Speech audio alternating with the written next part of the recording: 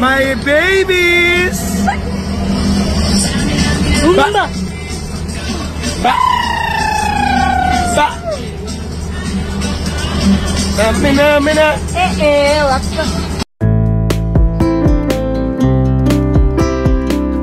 After 7 months, finally, opisyal nang ipinakilala ng celebrity couple na sina Ellen Adarna at Derek Ramsey ang kanilang first baby na si Liana o Baby Lily. Ito ay sa pamamagitan ng pa-face reveal na nakapost sa kanilang Instagram accounts.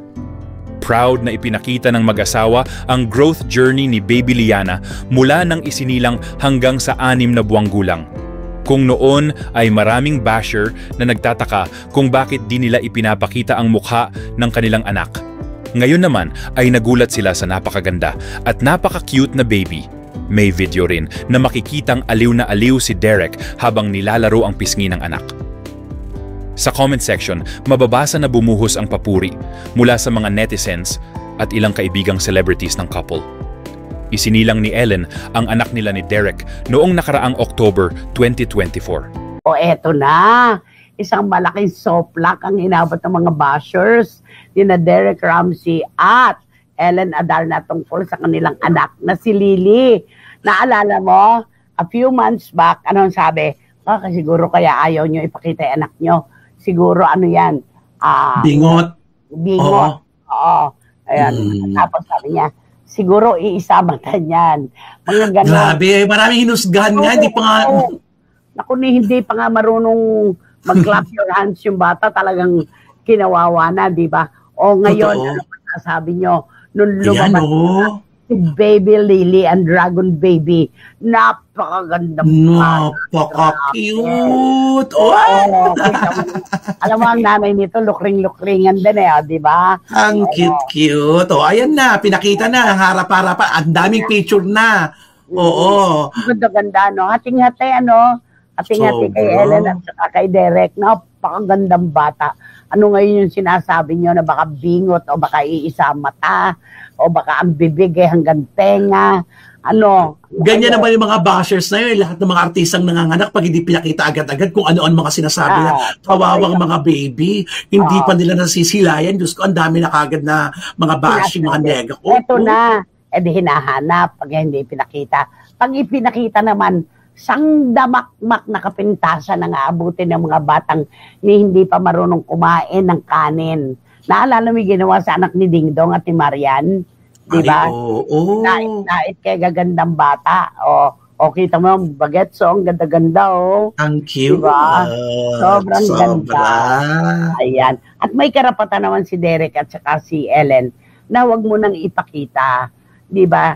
Maging privado naman muna yung bata. Alam nga naman, ipaglantaran mo kagad sa publiko, di ba? Yan, ang gusto ng buhay yan, hindi natin sinasabihan. Yun lang yun.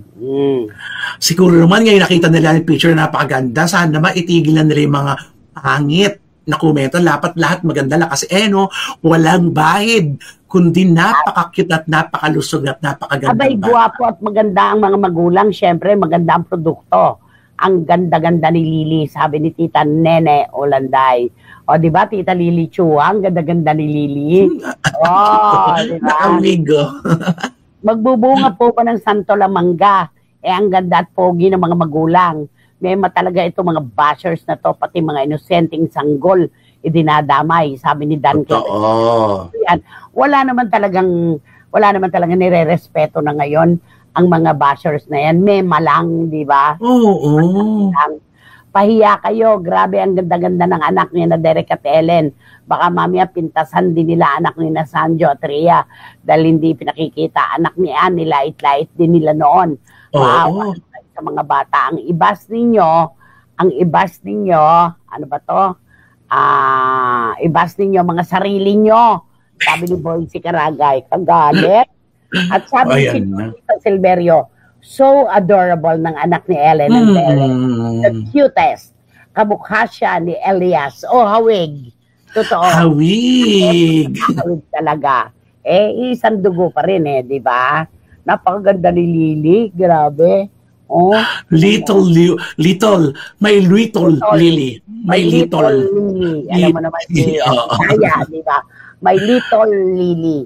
Kaya nagsabi sila ni magkamukha talaga yung magkapatid, si Modesto, tsaka ito. Yes. Ganda, siguro, Angel. Siguro pag nakita mo yan sa umaga, ayaw mo nang bitiwan hanggang gabi. Di ba naman? Malilibang ka talaga sa batang ito. Eto na, sabi ni John, ang hirap sa mga bashers na to, ibang tao lang ang alam nilang kalkalin ang kapintasan. Ba't kaya hindi sila manalamin? Hay, nako, mga bashers talaga. Parang nakikinit ako na isasabihin ni Paulo Ubalde ng Vera Catanduanes. Naku, malulungkot po yan, mga walang makain. Yan na naman ang sasabihin niya.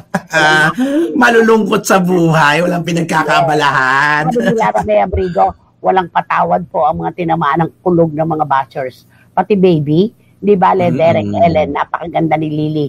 Dead man na sa mga bashers na malamang mga tsakanes. Yun di ba? Siguro daw mga tsakanes. Okay,